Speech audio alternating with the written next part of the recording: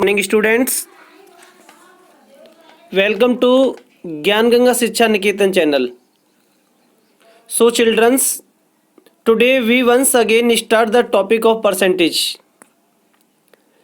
तो बच्चों, आज हम परसेंट के टॉपिक को आगे बढ़ाते हुए आपको आज उस परसेंट में किसी भी नंबर के यूज में परसेंट को समझाते हैं कि किस प्रकार हम किसी भी नंबर का या कोई नंबर किसी भी परसेंट में दे रखा हो तो हम कैसे फाइंड करेंगे.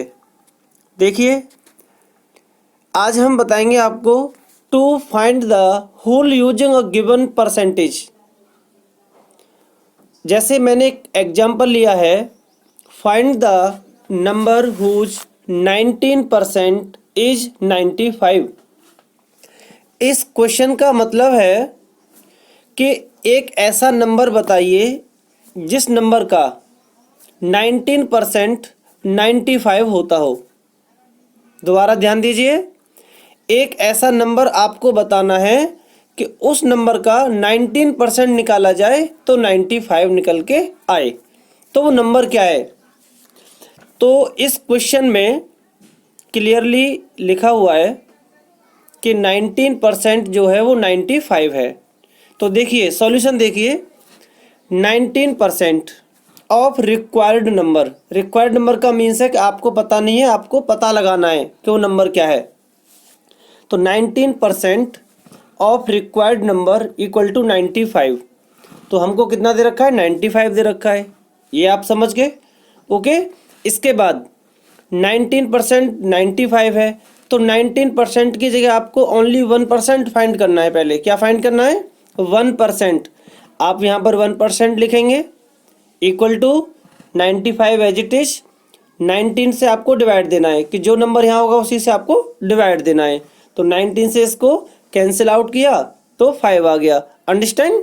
इसके बाद आप सभी जानते हो जो परसेंट जो होता है, आपको पहले भी टॉपिक में बताया गया था, जो इसकी फर्स्ट वीडियो थी, कि परसेंट का मीन्स टोटल होता है 100%.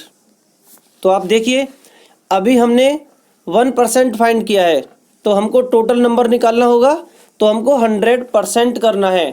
तो अब हम 100% निकालेंगे. तो 1% किसके इक्वल है? 5 के. तो 100% किसके इक्वल हुआ? तो 100 इंटू 5. तो 100 का 5 से मल्टीप्लाई करेंगे, 500 हो गया. देखो कितना ईजी हो गया. तो ये 500 क्या है? आपका आंसर है. यही आपका रिक्वायर्ड नंबर है. आपको चेक करना है तो क्या करेंगे? 500 लिखेंगे, उसमें 19 का मल्टीप्लाई करेंगे और 100 की डिवाइड करेंगे, और आप जब उसका आंसर लाएंगे तो फिर दोबारा से आपका 95 ही आंसर आ जाएगा.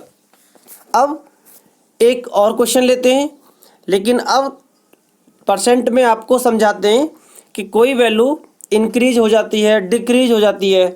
आप सभी जानते हो कि आप कोई सामान खरीद रहे हो या बेच रहे हो, कभी वो नुकसान में जाता है, कभी प्रॉफिट में जाता है.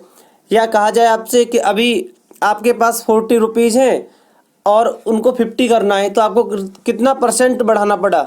मीन्स इंक्रीज कितना करना पड़ा. या कम हो जाते हैं तो डिक्रीज कितना करना पड़ा. उस परसेंट को हम कैसे निकालेंगे? तो उसके लिए आप समझिए, ये रहा आपके लिए क्वेश्चन. ये देखिए,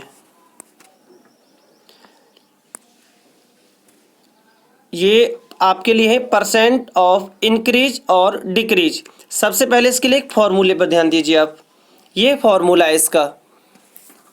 ये एक फॉर्मूला लिखा है मैंने, percentage change equal to amount of increase और decrease upon original amount multiply 100. यही फॉर्मूला है. यहाँ पर इंक्रीज और डिक्रीज का मीन्स है, इंक्रीज हो रहा है कोई नंबर तो आपको इंक्रीज वाली वैल्यू लिखनी है, और डिक्रीज हो रहा है तो आपको डिक्रीज वाली वैल्यू लिखनी है. इसी पर आप एक क्वेश्चन समझिए इसको. What is the percentage decrease if a number reduce from 70 to 42. आप ध्यान दीजिए, अब कोई नंबर है, वे नंबर 70 से 42 हो जाता है. रिड्यूस मतलब कम हो जाता है.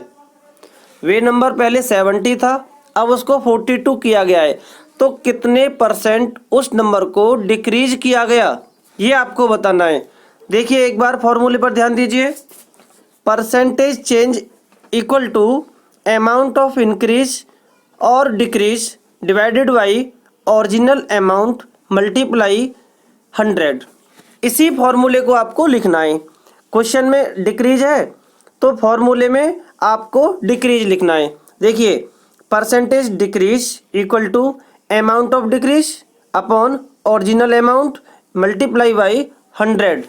ये कोई भी चेंज नहीं करना है, सिर्फ आपको क्या करना है, इंक्रीज है तो इंक्रीज को लिखना है और डिक्रीज है तो डिक्रीज को लिखना है।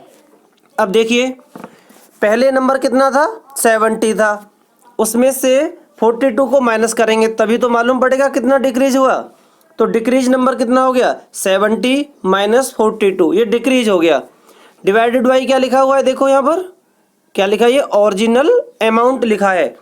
ओरिजिनल अमाउंट सबसे पहले कितना था, 70 था, 70 लिख लिया। इसके बाद मल्टीप्लाई मल्टीप्लाई लिख लिया, 100 लिख लिया। अब 70 में से 42 को माइनस करना है, 28 आएगा। 70 एज इट इज हो गया, multiply and 100 as it is हो गया। इसको सिंप्लीफाई करना है और आप जब इसको सिंप्लीफाई करेंगे तो आपका 40% निकल के आंसर आएगा। यही आपका आंसर हो गया। अगर यहाँ पर इंक्रीज होता तो आपको डिक्रीज की जगह इंक्रीज लिखना होता, अमाउंट ऑफ डिक्रीज की जगह अमाउंट ऑफ इंक्रीज लिखना होता। सेम फॉर्मूला रहेगा आपके लिए। तो आप इस फॉर्मूले से इंक्रीज परसेंटेज डिक्रीज परसेंटेज आप इजीली निकाल सकते हो। तो ये आपके लिए आज ये जो क्वेश्चन है और इससे पहले जो समझाया, इन दोनों बेसों पे क्वेश्चन आपको दिए जाएंगे। आपको अपनी नोटबुक में उन क्वेश्चंस को सॉल्व करना है, कंप्लीट करना है और अच्छे से समझना है। अगर आपको कोई समस्या आती है तो आपको कमेंट बॉक्स में कमेंट में लिख देना है कि आपको कोई प्रॉब्लम है। ओके, तो आपके लिए क्वेश्चंस रहे ये क्वेश्चंस हैं आपके लिए। ये आपका होमवर्क है, ये रहा आपका होमवर्क, इसको आप कंप्लीट करेंगे। ये आपका होमवर्क है, आपके लिए क्वेश्चंस दिए गए हैं। इसमें लिखा है फाइंड द नंबर हुज, आपको जस्ट अभी बताया था फर्स्ट क्वेश्चन। सेकंड बेस के ये हैं, find what is the percentage change when, कि इसमें देखो लिखा है ना 25 इज इंक्रीज टू 45। पहले 25 था, उसको फिर 45 किया गया है, इंक्रीज हुआ है। इसमें सेकंड में डिक्रीज हुआ है, फिर इंक्रीज हुआ है। तो आपको समझ में आ गया होगा। इसमें इंक्रीज और डिक्रीज वाला जो फॉर्मूला है उसको पुट करना है और फर्स्ट वाले में आपको जो फर्स्ट एग्जाम्पल समझाया था स्टार्टिंग में उसके बेस पे करना है। ओके स्टूडेंट्स, तो मुझे उम्मीद है कि आप इन्हें समझ गए होंगे और इन्हें भी आसानी से कंप्लीट कर लेंगे। Thank you and have a nice day. Okay, तो ये कंप्लीट कर लेना है आपको सारा वर्क।